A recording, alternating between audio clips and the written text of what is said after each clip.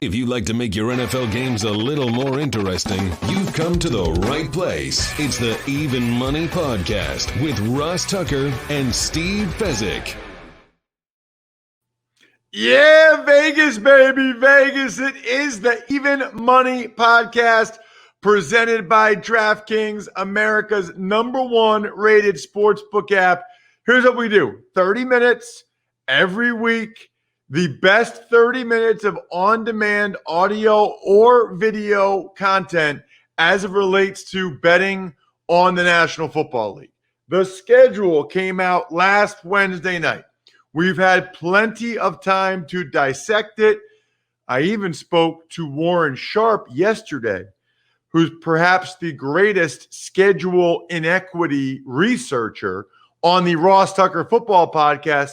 Highly encourage you to check that out. Steve and I will get into in a little bit NBA, Major League Baseball, but we got to start with the NFL schedule release. I'm Ross Tucker, former NFL offensive lineman, 5 teams, 7 years, classic journeyman, bunch of podcasts. Check me out at Ross Tucker NFL or at Ross Tucker Pod on social media, or you can always check us out on YouTube, youtube.com/Ross Tucker NFL. He's Steve Fezzik at Fezzik Sports on Twitter, the only 2-time winner of the Super Contest, which, as many of you know, is the Super Bowl of professional sports betting.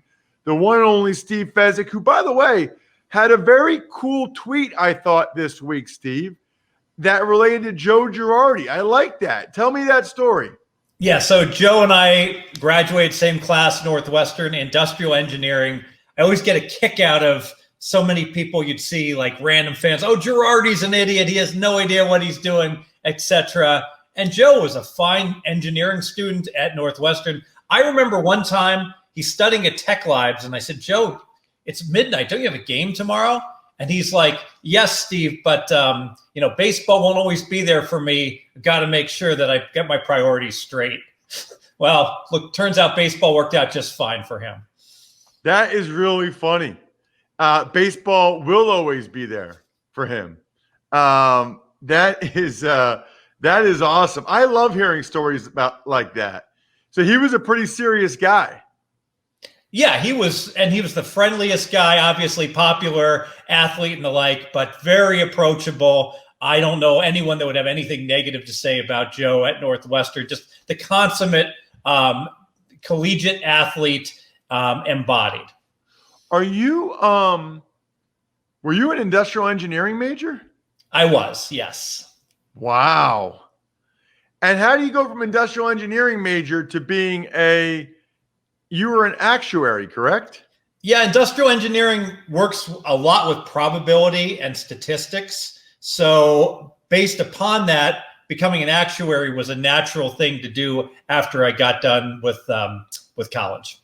That's interesting because I'm not a big baseball guy, but that's not really what Girardi's known for, is he? Like, he's more thought of as like an old school coach. He's not thought of as like a metrics analytics guy. Maybe I don't know what I'm talking about. Yeah, he is not, and that is interesting because I would make the case he's more qualified than any of the other MLB managers to be an analytics geek. That is really interesting. Got it. Okay, so we might get into some Major League Baseball stuff at the end, but our bread and butter is the NFL. Our track record of being up over 100 units over the last 4 years together speaks for itself. And I wanted to get your thoughts. Last week, you gave us some things to look at in the schedule, some actionable items that people could look for and then take advantage of, whether it was season win total or week 1 lines, pretty much immediately. And of course, we dissected the Atlanta Falcons having one of the worst schedules I've ever seen. Now, I don't know if you had a chance to read Warren's story yet or listen or watch Warren Sharp yesterday on the Ross Tucker Football Podcast. I want to get your thoughts on that. But before I actually get into the Warren stuff, were there anything that jumped out to you, Steve, when you analyzed the schedule and said, oh boy, that's a major problem. That's a major issue. I am placing a bet on this team's season win total, or you took a note and filed something away for either a week 1 line, or some of these places are even coming out with lines for the whole season. Yeah, just breaking news. The Westgate here in Las Vegas just came out yesterday with lines every single game, all 18 weeks. You want to bet on any NFL regular season game? Boom, you can bet $1,000. There's a side and a total up at Westgate. So kudos to them. You know, one thing that stood out, Jacksonville, we always talk about excessive travel, not good for a team. Jacksonville is the only team on the East Coast that is top 5 in travel miles. A big part of that is they do have to go to London. And I also noticed end of the year games, December and January, Jacksonville has 3 games at sites that could have cold weather in December and January. I looked at all the Southern California teams, the Florida teams, and Houston. None of them have more than 1. So I'm pretty sure I'm going to be actively looking to bet against the Jaguars, fire and ice, come late in the year on the road games. So the question there for me is that enough to go under on the win total? You know, Trevor Lawrence is the big question mark, and I want to see how he plays. So I think I'm going to wait and evaluate and not fire on the 6.5 season win number. I'm going to pass on that. Got it. Okay. Yeah, you usually like to fade rookie quarterbacks, but you're kind of, you said recently that you're not so sure you're going to continue doing that. Yeah, if there's one thing I've gotten wrong with my quarterback rankings consistently is that I sandbag the rookies and I put them down on the very bottom of the list. And for the most part, they have overperformed versus at least my expectations. And we saw, last year Burrow played very well. Herbert played very well. And it seems like I'm always starting these quarterbacks too low in my power ratings, maybe biased based upon how Elway struggled, Manning struggled early on. And in recent years, that really hasn't been the case. It's a good point. Now, I'm curious about this. How do you recognize that you've got an issue and then adjust, right? Like, this is the off season. It's May. At some point, you figured out that you ranked these rookie quarterbacks too low and you're going to make an adjustment. How did you recognize it, and how much of an adjustment do you make? Yeah, so, I had Lamar Jackson at the very bottom of my quarterback listings, Burrow, bottom 5. And I said, you know what? Let me just go ahead and take a look. For a guy like Trevor Lawrence, he probably should be ranked as an average quarterback already, given his pedigree coming out of college. Let me not start him towards the bottom when he's been so well thought of for the last couple of years. I have to start him in the middle of the pack and be an average quarterback. Got it. Okay. Anything else? You mentioned Jacksonville. That's a good one. I hadn't heard that. Top 5 travel miles at 3 cold weather games, December, January. That's a good one. Anything else that you found? The bad Thursday night travels, and these are probably games you want to bet against these teams just in general for these individual games, but it's bad for them across the season. You never want to travel on a Thursday, short week. You certainly don't want to travel a couple time zones. Green Bay has to go to Arizona. Las Vegas has to go to Dallas. Kansas City goes to the Chargers, and San Francisco at Tennessee. So those are the 4 Thursday night really bad travel spots. Got it. Okay. Those are more single game situations. I'm going to fire off some of these things that Warren found to you when you're ready. Are you ready? Do you have any more? I'm ready. I love Warren Sharp. Okay. So one of the things Warren talked about was net rest edge. The Carolina Panthers have 12 rest day advantage over their opponents. It might be a game here, might be a full 7 days there where they're coming off a bye and their opponent isn't, whatever. But they've got plus 12 net rest edge. The Patriots minus 15 net rest edge, meaning over the course of the year, the Patriots opponents have 15 more days of rest and preparation than do the Patriots. What's really interesting, Steve, is like the dichotomy between those two. That's a 27-point delta. I mean, that's a pretty big difference. My question for you is, I give you that information. What is your reaction to it? I imagine a big part of that is buys. Probably Carolina doesn't have to face any teams that are coming off a bye. The Patriots probably are facing 3 teams off of a bye. And so it's a little bit biased to have these extreme numbers. Does it really matter if somebody has 10 days off or 14 days off? I will say bye weeks are interesting. Teams that play on the road off a bye do much better against the spread than teams that are home off of a bye. I've thought about this. I'm not sure I can really explain it, but I would certainly look at that to see those games when the Patriots are playing teams off of a bye. If the Patriots are on the road, it's not as big a deal historically than if they're at home because of those stats. But I do think the most significant ones in terms of rest, if you're getting 7 days of rest and you're playing a team that is off a Monday Night Football game, for instance, that's really getting 5.5, I think that is, even though that's only a 1-game differential, that's significant in my eyes. And I wouldn't overreact to these extra 7 days of these bye weeks that can really skew these numbers to an excess, I think. So how much of a difference is it for road bye teams than home bye teams? I think if you're off of a bye and you're home, I'm sorry, I don't have them right in front of me updated, but it is it's no real advantage against the spread. If you're off of a bye and you're on the road, it's a significant winner to go ahead and blindly bet that team off of a bye. Got it. All right. The Eagles have a stretch. This is another Warren Sharper, because we didn't go over all of these on the Ross Tucker podcast. It was mainly me kind of peppering Warren and going back and forth and having a dialogue, and also challenging him on how much of an impact it really makes. And do we actually have data that indicates what it really means? The Eagles, 4 games in 17 days. They're the only team doing that. It's a Sunday, Monday night, Sunday, Thursday, I guess is how it goes.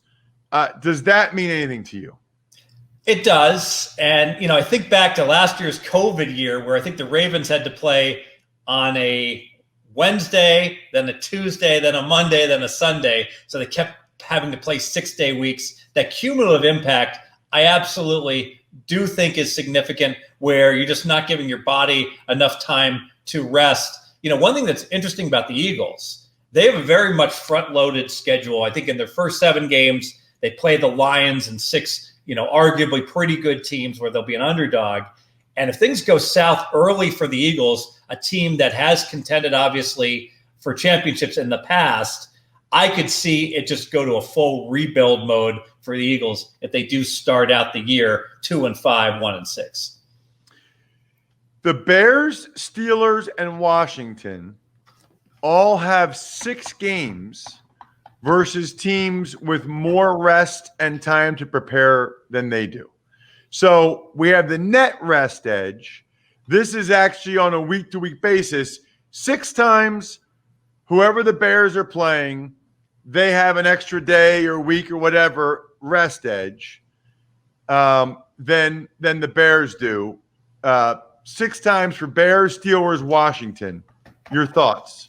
I think that is very significant, because just that one extra day can really make a huge difference. And remember, I'm talking all the time about Thursday, where the road team has the same amount of time to prepare as the home team, and they do lousy on the road, especially if they have to travel over 1,000 miles, just because of that one extra day that they can't prepare due to travel. So I would imagine that's very significant that Pittsburgh is up against it. Pittsburgh is one of the hardest schedules in the NFL already. So we're already looking to bet the Steelers under in general for their season win, under 8.5. Here's another reason to do that. That'll tip me over the edge. I think Steelers under 8.5 is a good wager. I think that's an interesting stat from Warren. I think in terms of like season win total, I think what's more interesting is the net game edge, meaning the Chiefs have 5 games where they have more rest and time to prepare for the game than their opponent, they only have one game where their opponent has more time. This is probably the one that jumps out to me the most from a season win total. You know, that's interesting about the Bears, but how many times do the Bears have more time to prepare and rest? The Chiefs have a +4 game edge, which is the biggest in the NFL. As if they needed, Steve, any more of an edge. 5 games, they have more time, rest and time to prepare, and only 1 game they don't. So a +4 game edge. I personally think rather than net day rest edge, how many is what is the net game rest edge? How many games they have more than their opponent and how many games less? The Chiefs are top at +4. That makes sense to me. And interesting, what team is going to have the highest ratings in the playoffs for the NFL? But the Kansas City Chiefs, an A+ to the schedule maker who any chance you could give the Chiefs the very best chance to advance, you should do it just for ratings. Ditto with Tampa Bay, right? The last thing you want to see is the Tennessee Titans to find their way into a Super Bowl. Conversely, Steve, the Bears, Vikings, Raiders, Patriots, Titans, Washington, they all have a -3 net game edge, meaning their opponent has more time to prepare for them for the game than they do 3 times over the course of the year. So like the Bears, right? The Bears, their opponent has 6. The Bears have 3 where they have the edge. So it's -3 net game edge for Bears, Vikings, Raiders, Patriots, Titans, Washington. It's not ideal. No, and a lot of times too, if you're one of these marquee teams and you get put on Monday Night Football more than another team, well, then the next week you're up against it because, not only are you getting 1 less day, but you're really getting 1.5 fewer days because you got 5.5 days to prepare. Your opponent has 7. So the game after that Monday night game, certainly not ideal for a team. The Bengals and the Panthers each have 0 games where their opponent has more time to rest and prepare than they do. 0. That's just stunning to me that Washington, Pittsburgh, and Chicago have 6 where their opponent has more. Bengals and Panthers, not a single game where their opponent has more time to rest and prepare. The question is, Steve, what do we do about it? What does it matter? A lot of this, I think, doing the scheduling analysis, and Warren is the best at it, is you go through and like he's made those notes with the Eagles with the 4 games in the 18 days. And obviously that Thursday game is going to be the most pressing of them all, and put just a big red check mark by that game saying there is no way I am betting on the Eagles in that 4th game. I'm looking to play against them or I'm looking to pass that game. And you can start doing that now with your schedule analysis. So you already know which side you're leaning on with a lot of these games in terms of the rest advantage in those weeks. So here's what I asked Warren. What do we know? Like what data do we have that having more or less time to prepare for your opponent makes a big difference? I mean, like anecdotally, it sounds like it should, right? But has that been proven out over time? He said it has an impact on the point spread. Do you believe that they're aware of that, Steve? Do you believe when they're setting point spreads? I mean, they're obviously aware when one team's coming off a bye and another team's not, which is probably a lot of these. Then the other time is short weeks. Do you think that how much do you think that they weight that? And how much do they weight that? I think the odds makers get way more credit than they deserve. I hear that all the time. Vegas knows everything. The truth is, Vegas knows nothing compared to the sharpest bettors. For the most part, remember, it's Sunday afternoon. The games are just wrapping up. Everyone's exhausted. The odds makers have been dealing all these live odds oh, it's time to put up the odds for next week. What are we going to do? Well, here's my power rating list. And I got the Chiefs 7 points better than average and Tampa Bay 6 points better than average. It's on a neutral site. Kansas City -1. Next game. I mean, literally, that is the way it's done. And I've been in those offices because the bottom line is the limits aren't that high. You want to get the numbers up. And if you miss a game by a point, so what? One bet and you're where it needs to be. To actually think that the odds makers going through the schedule analysis with a deep dive and adjusting for all these factors, it's just not true. Now, what happens is the sharpest bettors are aware of this, and they're just salivating. They're waiting.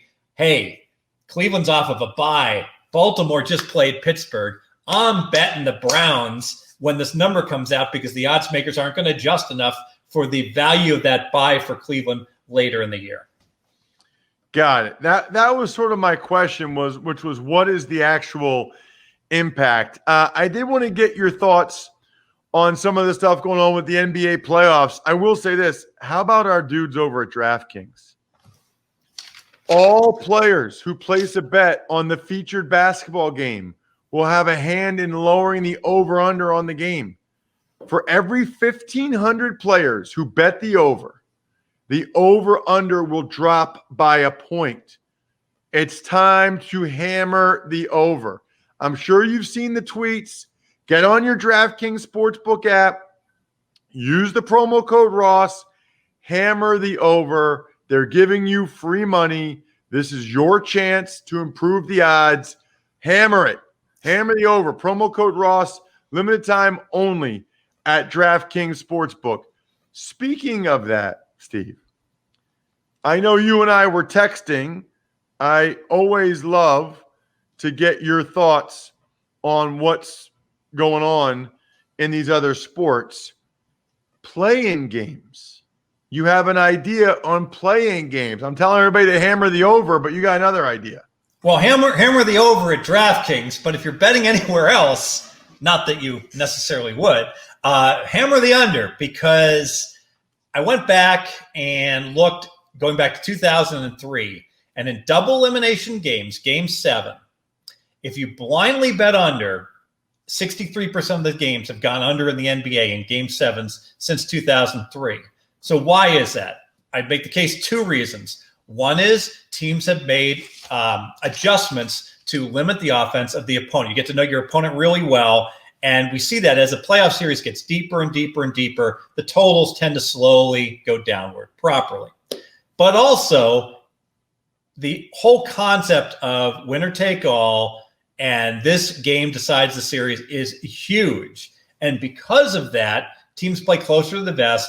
Teams are less likely to shoot early in the shot clock, and defensive intensity is at its highest. And because of that, that all points towards under. Well, you can say, well, it's not Game 7, it's Game 1. But these Game 1s are deciding the series, and they're double elimination for the playoffs for the 9-10 seeds. Loser does go home. I bet all 4 of these play-in games to go under. I'm pretty confident I've got the best of it. But it's not the same as Game 7 because they haven't been playing against each other, right? That's correct. So we are missing out on that further reason why the total would be less. But remember, the odds makers are aware of that familiarity, so they make massive adjustments typically by the time, if you look at the average Game 1 total versus the average Game 5 total versus the average Game 7 total, it's significantly lower in almost every playoff series because of that factor. And that didn't happen here. The odds makers did not adjust these numbers like they would have tweaked an average Game 7 in a series. Speaking of some of these playing games, Lakers, Golden State. I know you were thinking that the market still believe in the Lakers, and you think that the Lakers Golden State game will move the future odds for Utah and Phoenix. Tell me about it. Yeah, so Utah's sitting obviously as the 1 seed, Phoenix the number 2. But the Lakers are still the favorite to win the West, despite being in a play-in game. They're the team that you want no part of. So the Lakers only favored by 4.5. They could lose this game against Golden State. If they fall to the 8, all of a sudden the Utah Jazz just got screwed to an epic proportions. They're going to be a 1 seed that's going to be the underdog in their first round playoff game if they have to play the Lakers. So the very worst bet you could possibly make is to bet the Utah Jazz right now to win the West or win the title until the Lakers game goes final. You got to make sure the Lakers win tonight. You want no part of the Jazz, who might be up against the Lakers in round 1 as an underdog. Ooh, okay. Very interesting. You mentioned the Westgate releasing their line for every NFL game all year, side and total. I've asked this previous years, but have you bet any games during the season? Like, have you bet week 7 or week 11? Have you done that? I'm mad. I identified one bet on week 2 that I thought was just phenomenal. The Vikings are at Arizona, plus 3.5, and the line moved. It's not plus 3.5, lay $1.10 anymore. But Vikings are better than Arizona. Vikings can't be getting 3.5. But I haven't gone through the entire schedule. But invariably, there's going to be 10 or 12 that I wind up betting. And typically, with so much product out there, everyone's so busy betting the NBA, betting the WNBA, betting MLB, that these numbers don't get hit right away like they would say if a Super Bowl props come out. People are reluctant to tie up their money for 5 months of the year. Wanted to get your thoughts as well. You had thoughts on Pro Football Focus ranking Tom Brady as the number 2 quarterback in the NFL. I almost canceled my Pro Football Focus membership. This number makes no sense. This is not a lifetime achievement award. Tom Brady's going to be 44. Tom Brady is still a really good quarterback, and we can have a nice debate. Should he be a top 10 quarterback in your rankings or not this year? But to place him number 2, please. I mean, come on. Who would you rather have, Tom Brady or Russell Wilson? Apparently, there's a whole lot of people that disagree with me, and if they do, well, let's go ahead and make a side bet on which quarterback will have the better QBR rating this year, because I expect Tom Brady will be right, around 10th for the year, and the disparity or the difference between him and the very best quarterbacks, he's 44. What's been our history? Quarterbacks fall off the cliff at 41. Just because Brady didn't fall off the cliff at 43 and he wound up being 9th in the league doesn't mean he could be completely washed up this year. It could happen despite all the kale shakes he's been having all year long. Lastly, I know there was an MLB point you wanted to make. I don't understand why there aren't 2 MLB day games each and every day. People aren't interested in MLB. It takes the back burner to everything else, and especially with the NBA playoffs starting and with live wagering and all these games and the like, you would think MLB would reach out to all the individual teams and say, you know what, Chicago Cubs, play a day game at Wrigley and all the time, and we'll subsidize you for your revenue that you lose because the local TV is not in prime time. And the same with all the different baseball teams. Ross, how much happier are you just to have a baseball game on as you're doing your day-to-day work? No, I think it's a good point, because as sports betting gets more and more popular, there's a lot of value in being the only game on, the only game in town. And I think they'll start to realize that sooner rather than later, that there's day games, it just becomes the background music, background noise for people while they're working. They just have it up on the screen. Once the NBA playoffs come, people aren't watching regular season baseball at night. It's just not happening. So I think that's a great point, Steve. I think this was an awesome, awesome episode. Looking forward to a special guest next week, which should be a ton of fun now that we've given you everything you need to know.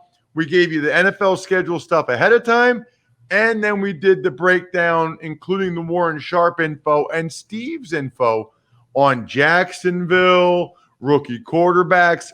I love it. Good luck, everybody. Hope you guys win some money.